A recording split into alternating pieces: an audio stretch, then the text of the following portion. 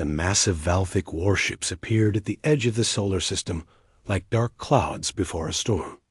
There were more than 200 of them, each one larger than anything humanity had ever built, or so the Valthic believed. Their hulls gleamed with dark metal that absorbed light, making them look like holes torn in space itself. Admiral Crothis stood on the bridge of his flagship, the Eternal Conquest, and allowed himself a satisfied smile. This would be quick. Day One sat in his office at Luna Command, staring at the display screen that showed the enemy fleet. He was 53 years old, with gray hair at his temples and deep lines around his eyes. He had been in the Earth Defense Force for 30 years, and he had seen humanity's first contact with alien life. Back then, everyone had been excited, hopeful. They thought the galaxy would welcome them with open arms. Instead, they found empires built on conquest and species that saw kindness as weakness. The message came through on all frequencies. It was in perfect English, which meant the Valthic had been studying Earth for some time. A tall reptilian face filled every screen across Earth and its colonies. This was Vorthax, the Valthic ambassador, though ambassador was a generous title for someone who only delivered threats. "People of Earth," Vorthax said, his voice deep and cold. "The Valthic Empire has claimed this region of space. You have 72 hours to surrender your military forces and accept occupation. Resist, and your cities will burn from orbit. This is the only warning you will receive." Day One watched the message play out. He had expected this for months now. The Valthic had been moving through this sector, conquering every world they encountered. 3 human colonies had already fallen. Earth was next on their list. He picked up his communicator and spoke one word. "Proceed." Captain Hana stood on the bridge of the destroyer Indomitable, her hands clasped behind her back. She was young for a captain, only 32, but she had earned her position through skill and courage. Her ship was one of 15 that formed Earth's visible defense line. They were positioned in a wide perimeter around Earth, looking small and fragile compared to the enemy fleet. Her tactical officer, Lieutenant Chunho, looked up from his station. "Captain, the enemy is broadcasting on open channels. They're laughing at us." Hannah nodded slowly. Let them laugh. She had her orders, and she would follow them to the letter. All stations, battle readiness. Weapons hot, shields at maximum. We hold this line. Aboard the Eternal Conquest, Crothis studied the human defenses with barely concealed amusement. 15 small warships. That was all Earth had mustered to defend their homeworld. He had conquered systems with 10 times this firepower without losing a single vessel. His intelligence reports had been accurate. Humanity was weak, technologically inferior, and completely unprepared for real war. "Open a channel to the human commander," Crothis ordered. When the connection was established, he looked at the gray-haired human on his screen with something like pity. "Commander Day One, I presume. I am offering you a chance to save your crews. Order your ships to stand down. There is no shame in recognizing superior force." Day One met the Admiral's gaze without blinking. Proposal declined. "If you want Earth, you'll have to come through us." Crothis laughed, a harsh sound that echoed through his bridge. His officers joined in. "So be it. Your bravery will be remembered for the few minutes you have left." He cut the connection and turned to his weapons officer. "Destroy one of their orbital stations. Show them what resistance costs." 3 Valthic cruisers broke formation and advanced on one of Earth's outer defense platforms. The station was home to 200 personnel and served as an early warning system. It never had a chance. The Valthic weapons tore through its shields in seconds, and the station exploded in a brilliant flash of light that could be seen from Earth. Deep beneath the city of Seoul. 3 kilometers below the surface, a different kind of command center hummed with activity. The facility was called Deep Iron, and it was completely unknown to the Valthic. It was unknown to most of humanity as well. Only a few thousand people knew it existed. Admiral Ji Woo sat in the center of deep iron, surrounded by holographic displays showing data from across the solar system. She was 48 years old, with short black hair and eyes that rarely blinked. She had spent the last 18 years of her life preparing for this moment. While the rest of humanity went about their daily lives, she and thousands of others had worked in secret, building something the galaxy had never seen. "Admiral, all sections report ready," said Commander Kyung, her second in command. "The fleet is in position. They're waiting for your order." Ji Woo watched the tactical display as the Valthic fleet continued its advance. They were confident, careless even. They thought they knew everything about Earth's military capabilities. They were wrong. She thought about all the sacrifices that had led to this moment. Every resource shortage, every delayed infrastructure project, every economic hardship over the past 18 years had been necessary. Humanity had poured everything into a single desperate gamble. "Begin protocol revelation," Ji Woo said quietly. "All sections, final status check. We only get one chance at this." Across the solar system, hidden facilities began to activate. In the asteroid belt, massive doors opened on structures that had been disguised as mining operations. Near Jupiter, quantum generators that had been running in standby mode for years suddenly surged to full power. On Mars, the entire southern polar region, thought to be a failed terraforming project, revealed itself as a launch complex. Hana watched her tactical display as the Valthic fleet drew closer. Her orders were to engage when they crossed the designated line, even though she knew her destroyer would last minutes at best against the Armada. Her crew was silent, professional. They knew what was coming. "Captain," Juno said suddenly, his voice tight with surprise, "I'm detecting a massive gravitational anomaly near Jupiter. It's growing." Hana turned to look at her tactical officer. "What kind of anomaly?" "Unknown. It's like nothing in our database. The readings don't make sense. It's as if space itself is tearing open." On the Valthic flagship, similar alarms began to sound. Crothis frowned at his sensor displays. "What is that?" His science officer looked pale. "Admiral, I don't know. Our instruments are registering a space-time distortion of incredible magnitude. It's expanding rapidly." The rift opened like a wound in reality itself, large enough to swallow a moon. And from that impossible tear in space, something emerged that would change everything. The EDFS Horizon shield slid into normal space, like a leviathan rising from the deep. It was 25 kilometers long, a vessel so massive that it created its own gravitational field. Its hull was unlike anything the Valthic had encountered, composed of adaptive armor that seemed to flow and shift like liquid metal, constantly adjusting to optimize its defensive capabilities. Weapon ports lined every surface, thousands of them, each one capable of delivering devastating firepower, but the Horizon's shield was not alone.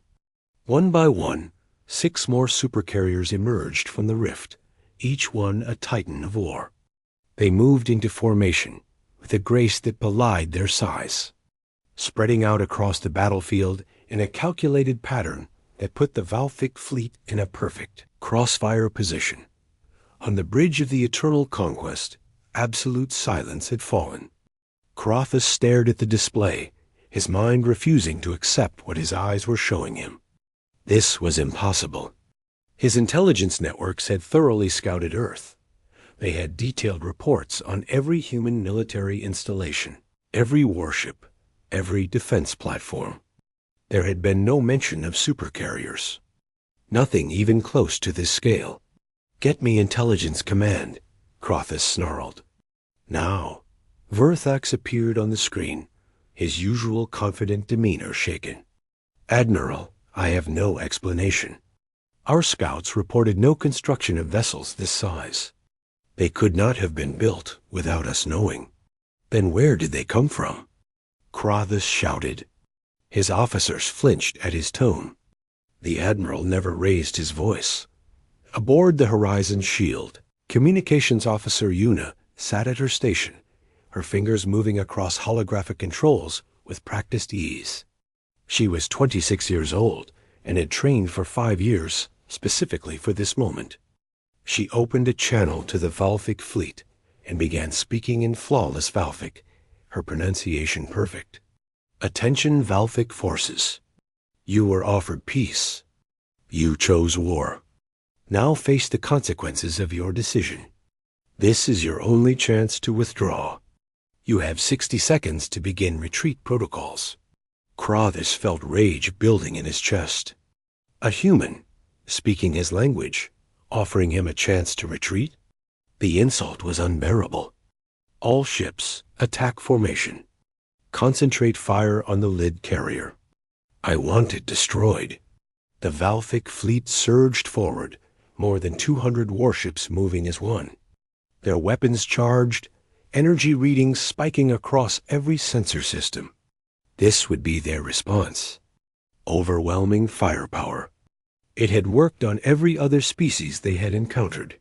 It would work now. The supercarriers responded before the Valthic could fire. From launch bays that lined their hulls, fighter craft began to deploy. Thousands of them, small and fast, swarming out like angry insects. But these were not ordinary fighters. Lieutenant Minsu, coordinating fighter operations from Carrier Group 3, watched his tactical display with grim satisfaction. Each fighter was an advanced drone, controlled by quantum-linked AI systems that could process information and react faster than any organic pilot could imagine. The drones moved in patterns that seemed impossible, pulling maneuvers that would have killed human pilots through sheer acceleration. They wove through the Valthic formation like water flowing through cracks, targeting shield generators, weapon systems, engine clusters. Their weapons were precise, hitting weak points that shouldn't have been known, exploiting vulnerabilities in Valthic ship design that were carefully guarded secrets. How do they know our shield frequencies? A Valthic tactical officer screamed. How do they know where to hit? The answer was simple, though the Valthic would not learn it until much later. Humanity had been studying every piece of Valthic technology they could acquire for 20 years. Every crashed probe, every discarded piece of debris, every captured data core from the fallen colonies. Earth scientists had reverse-engineered, analyzed, and found every weakness in Valthic military systems. The supercarriers themselves opened fire, and the battle transformed into something beyond the Valthic's experience. Particle beam cannons drew power from miniaturized fusion cores that compressed the energy output of a small star into focused beams of destruction. The beams cut through Valthic shields as if they weren't there, carving through hull armor like a hot knife through butter. Magnetic accelerator cannons fired projectiles at a significant percentage of light speed. Each impact released energy equivalent to multiple nuclear weapons. Valthic cruisers simply disintegrated, torn apart by forces they had no defense against. The technological gap was not small. It was a chasm. Captain Hana watched from the Indomitable as the battle unfolded before her. Her orders had changed. Instead of engaging, her destroyer and the other visible ships had pulled back, creating a clear firing lane for the supercarriers. She felt a mixture of emotions. Relief that Earth had this power. Horror at the destruction being unleashed. Satisfaction that the Valthic were finally facing real consequences for their aggression. Captain, Jun-Ho said quietly, it's not even close. We're destroying them. Hana nodded. War never is close when there's a real technological advantage. The Valthic have been fighting species roughly equal to themselves. Now they know what it feels like to be on the other side. Aboard the Horizon's shield, Admiral Ji Woo received constant updates from all 7 carrier groups. She felt no joy in this violence, only a deep weariness. She had hoped the mere sight of the supercarriers would be enough to force a surrender. She had hoped the Valthic would see reason and retreat. But they had chosen to fight, and now thousands were dying.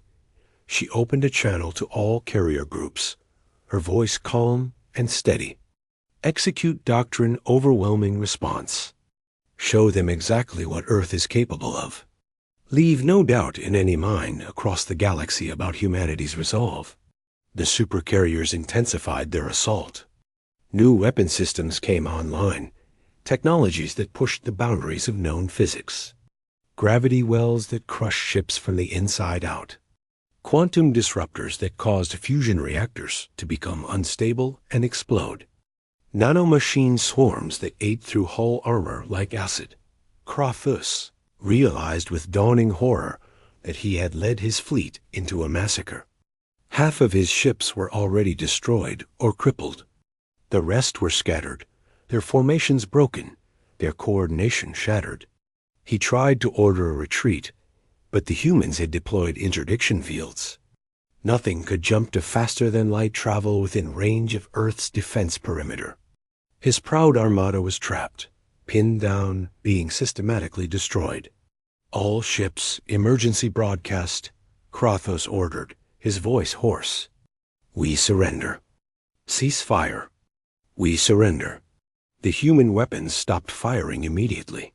The sudden silence was almost more frightening than the battle had been. The supercarriers held position, their weapons still charged, still tracking every Valthic ship. The message was clear. They had stopped because they chose to, not because they had to. Yuna's voice came across all Valthic channels again, still speaking perfect Valthic. Attention Valthic forces. You will power down all weapon systems immediately. You will transmit full damage reports. Any ship that attempts to activate weapons or jump drives will be destroyed without warning. You have 5 minutes to comply. Across the battered remnants of the Valthic fleet, commanders issued orders to stand down. They had no choice. The humans had not just defeated them. They had crushed them with such overwhelming force that resistance was meaningless. In less than 30 minutes of actual combat, the proud Valthic armada had been reduced to wreckage and survivors. Commander. Day 1 stood before a camera in Luna Command, preparing to deliver a message that would reach across the entire galaxy. Behind him, tactical displays showed the aftermath of the battle. Valthic ships drifted in space, powerless and defeated. The 7 supercarriers maintained their positions like silent guardians. Their weapons systems still active, still ready. Day 1 had spent 3 hours writing this speech, then thrown it away and decided to speak from the heart. The galaxy needed to understand what had happened here and why. He activated the broadcast on all known frequencies, every communication channel that connected the civilized species of the galaxy. My name is Commander Day 1 of the Earth Defense Force.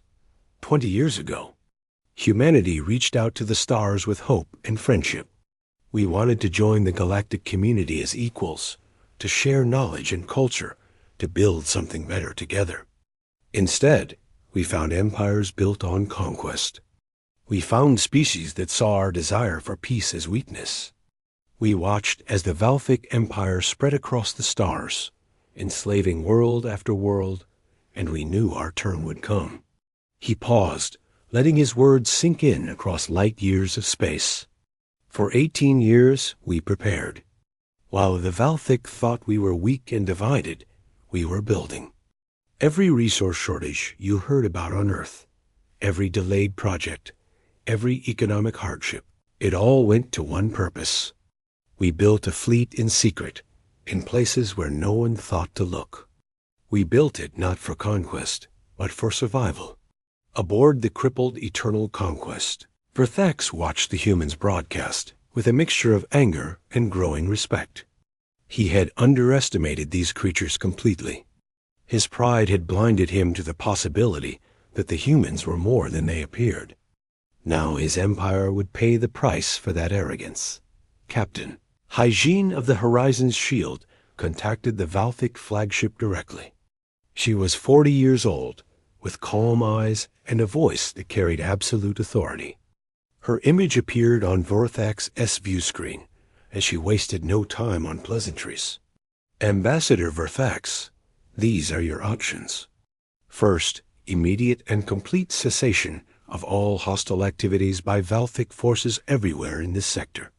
Second, withdrawal from all occupied systems within 90 days. Third, submission of your military leadership to interstellar tribunals for war crimes. Fourth, reparations to all species you have conquered and enslaved. Vorthax's claws dug into his command chair. And if we refuse? Hyjin's expression did not change. Then we will visit every Valthic world and reduce your military infrastructure to rubble. We will free every slave you have taken. We will hunt down every war criminal in your empire. And we will do it with the same efficiency you just witnessed. Your choice, Ambassador. Peace with justice, or complete military defeat. The choice was not really a choice at all, and both of them knew it. Vorthax looked at the tactical display showing the 7 supercarriers. Each one could probably destroy his homeworld's entire defense fleet by itself. Together, they represented power beyond anything the Valthic Empire could match. I will transmit your terms to our high command, Vorthax said quietly. Deep in the engine room of Supercarrier 5, Engineer Dongwu finally allowed himself to rest. He was 34 years old and had spent the last decade of his life working on the reactor systems that powered these massive vessels. The technology was revolutionary. Fusion cores that operated at efficiencies that other species thought were theoretically impossible. They had achieved it through sheer determination and brilliant engineering. His team had maintained continuous operation throughout the battle, managing power systems that could have vaporized the ship if they had made even a small mistake. Now, with the fighting over, he sat down on the deck plates and let himself shake. They had done it. The systems had worked perfectly. Earth's gamble had paid off. News of the battle spread across the galaxy faster than light itself, carried by automated communication beacons and merchant ships. On dozens of worlds, people gathered to watch the footage of Earth's supercarriers destroying the Valthic fleet. Some felt hope for the first time in years. Others felt fear of this new power that had emerged so suddenly. The Kree Assembly, a democratic alliance of 12 species, called an emergency session. They had been paying tribute to the Valthic for a decade to avoid invasion. Now they watched recordings of the battle and discussed what this meant for galactic politics. Earth had changed everything in a single day. The Merchant Guild, which controlled most interstellar trade, immediately began calculating the economic implications. A new major power meant new trade routes, new opportunities, and new risks. Their analysts worked through the night, trying to understand Earth's industrial capacity and technological capabilities. In deep iron, Dr. Sujin prepared to address Earth's population. She was 56 years old and had directed the Supercarrier project from its inception. She was a physicist, an engineer, and the person who had convinced Earth's governments to commit to this massive secret endeavor. Now she had to explain to billions of people why they had been kept in the dark for 18 years. The broadcast went out to every screen on Earth and its colonies. Sujin appeared, looking tired but determined. People of Earth, I am Dr. Sujin, and I have been lying to you for nearly 2 decades. The resource shortages, the infrastructure delays, the economic problems we have faced, they were not accidents or mismanagement. They were necessary sacrifices for our survival. She pulled up holographic displays showing the construction of the supercarriers. Hidden shipyards in the asteroid belt. Manufacturing facilities on the far side of the moon. Resource extraction operations on the outer planets that everyone thought were simple mining ventures. We built 7 supercarriers in complete secrecy. We developed weapons technology decades ahead of anything the Valthic possessed. We did this because we knew that one day they would come for us.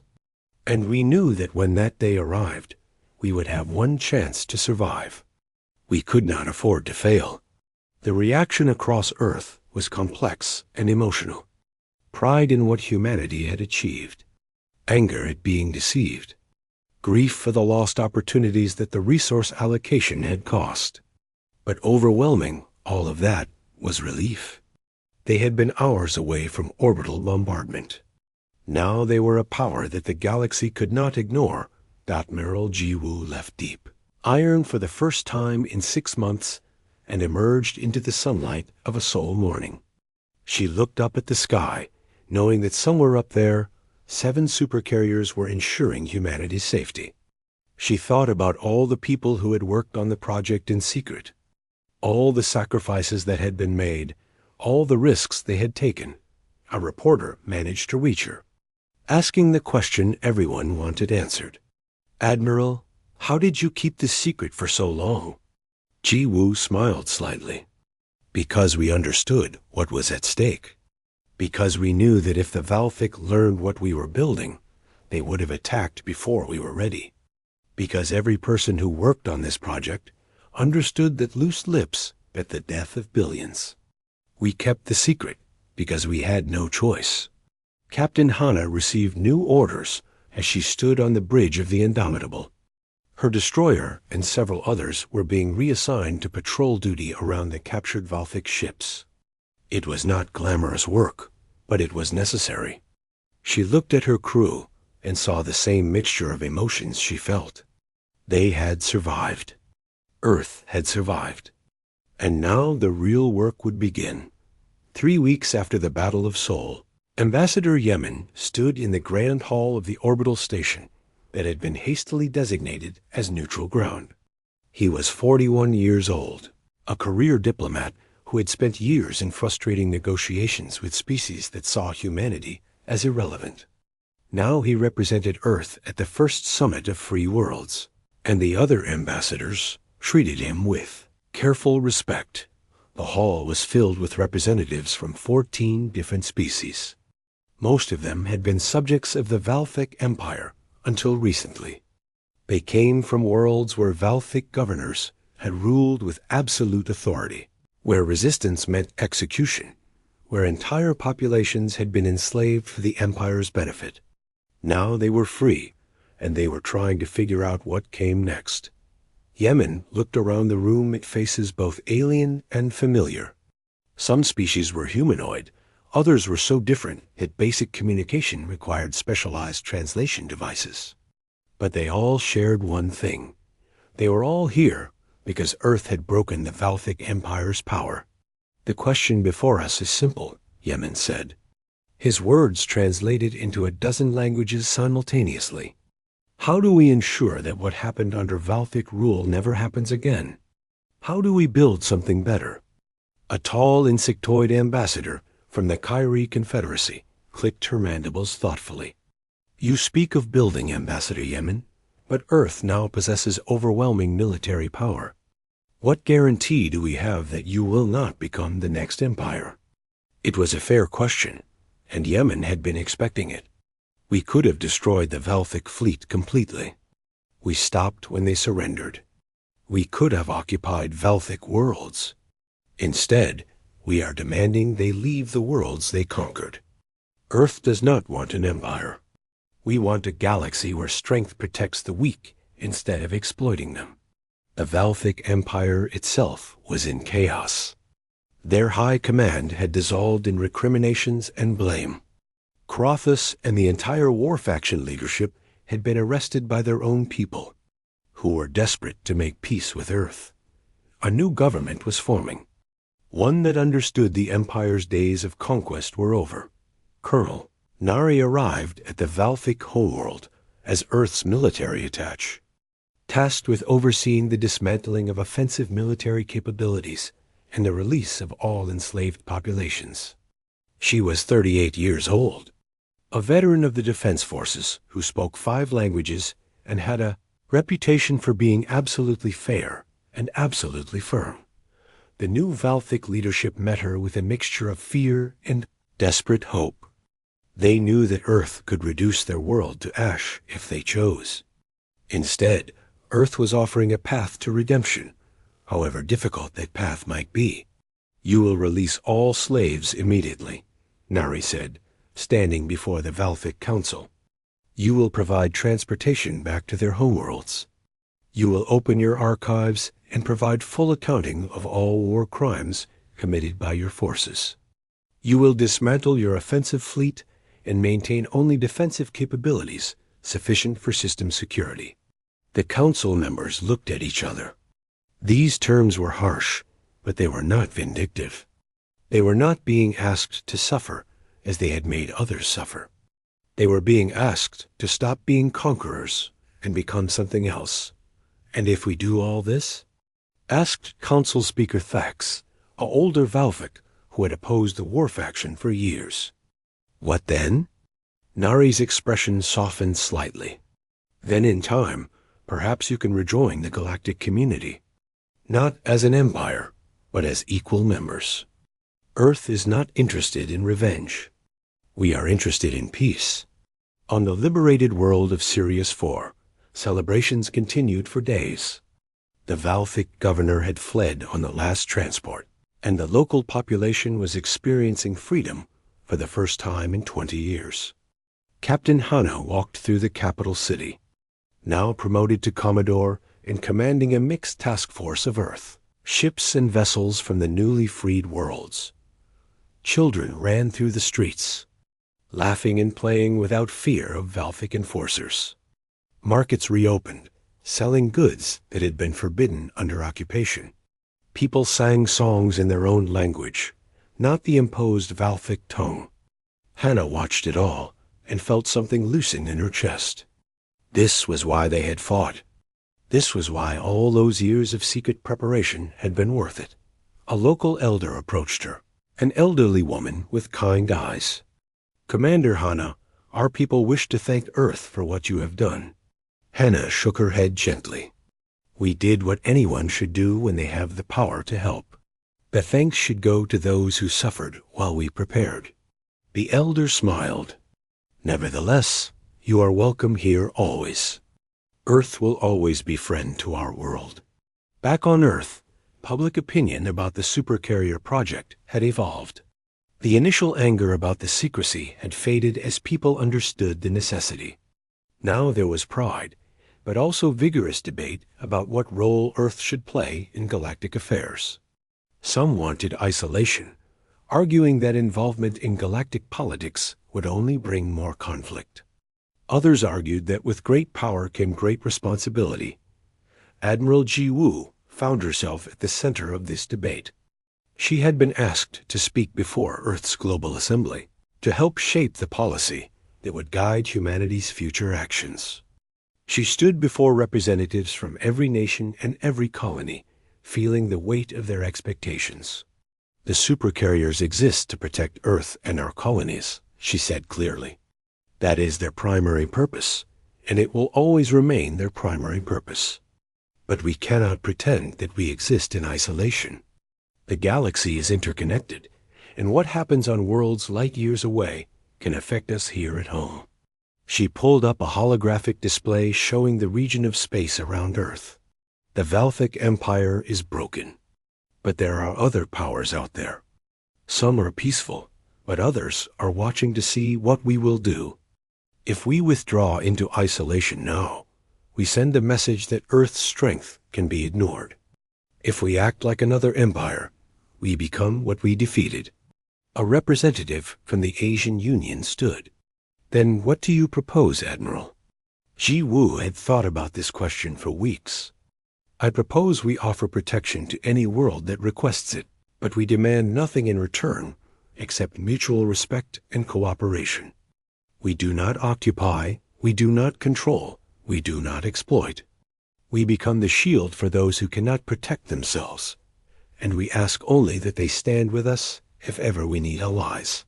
The debate continued for hours, but eventually a consensus emerged. Earth would establish the Terran Defense Accord. Any world could join by treaty, receiving Earth's protection in exchange for cooperation on mutual defense and respect for basic rights. It was not an empire. It was something new. Lieutenant Tiemann, who had been the first to detect the supercarrier's arrival during the battle, found himself assigned to diplomatic duty. His ability to remain calm under pressure and his skill with sensor systems made him valuable for verification work as the Valthic dismantled their military infrastructure. He traveled to a dozen worlds, watching as weapons were destroyed and slave camps were emptied. He saw species that had been broken by Valthic rule slowly beginning to heal. He saw hope returning to eyes that had been empty for years. And he understood that the battle of Sol had been just the beginning. The real work was building something better in the aftermath. The 7 supercarriers rarely appeared in public now. They operated on the edges of known space, their location secret, their activities classified. But everyone knew they were out there. The mere knowledge of their existence changed how other species behaved. Aggressive powers became cautious. Peaceful worlds felt safer. The balance of power in the galaxy had fundamentally shifted. 6 months had passed since the Battle of Sol, and the galaxy was still adjusting to its new reality. The Terran Defense Accord had grown to include 23 worlds, each one signing the treaty voluntarily and each one maintaining its sovereignty. Earth did not rule these worlds. It protected them. The difference mattered. Admiral Ji Woo stood in a garden on Earth, watching cherry blossoms fall like pink snow. She had retired from active duty a week ago, her life's work complete. The supercarriers existed, they functioned perfectly, and they had achieved their purpose without becoming tools of oppression. She could rest now, though she suspected rest would be difficult after so many years of constant pressure. A journalist named Minho had requested an interview, and she had finally agreed. He sat across from her in the garden, his recording device barely visible. He was young, maybe 30, and he had questions that the public deserved to have answered. "Admiral, people call you the architect of Earth's victory," Minho said. "How do you feel about that title?" Ji Woo smiled slightly. "I am one person among thousands who made the supercarriers possible. The engineers who solved impossible problems. The workers who built components in secret for years. The politicians who made the hard choice to divert resources. The families who endured hardship without knowing why. They are all architects of this victory. But it was your vision that guided the project," Minho pressed. "Your philosophy that shaped how Earth has used its power. Tell me about that philosophy." Ji Woo looked at the falling blossoms for a moment before answering. "We never wanted to be the strongest power in the galaxy. We wanted to be strong enough that no one would dare test us. Peace through evident capability, not through constant warfare. Power used as a shield, not as a sword. That was always the goal." On the Horizon's shield, Commander Day 1 now served as executive officer, second in command of Earth's most powerful vessel. He had been offered retirement with full honors, but he had chosen to stay. There was still work to be done, and he felt responsible for seeing it through. The supercarrier was currently stationed near the border between Earth's sphere of influence and the territory of the Kassan hegemony, an aggressive power that was watching Earth with calculating interest. The hegemony had not made any hostile moves, but they also had not joined the Terran Defense Accord. They were testing boundaries, seeing how far they could push. Lieutenant Tiemann joined Day 1 on the observation deck, looking out at the stars. He had returned from his diplomatic duties and requested reassignment to the Horizon's shield. After months of watching the aftermath of war, he wanted to be where he could help prevent the next one. "Do you think the hegemony will try something?" Tiemann asked. Day 1 shook his head slowly. "They're smart enough to know the cost would be too high. But they need to see that we're serious. That's why we're here. Not to threaten, but to remind them that aggression has consequences." The Terran Defense Accord was proving to be more than just a military alliance. Worlds that had been isolated under Valthic rule were now sharing technology and culture. Trade routes were opening. Scientific cooperation was beginning. Earth was becoming a hub of activity, connecting species that had previously had no contact with each other. Ambassador Yemen found himself at the center of this new galactic community. He spent his days mediating disputes, facilitating trade agreements, and helping to build institutions that could support lasting peace. It was exhausting work, but it was also deeply satisfying. This was what he had trained for, what he had hoped to do when he first became a diplomat decades ago. One afternoon, he received a visitor that surprised him. Thax, the former Valthic Council speaker, requested a private meeting. Yemen agreed, curious about what the old Valthic wanted. Thax looked older than he had 6 months ago, worn down by the work of transforming his species from conquerors to something else.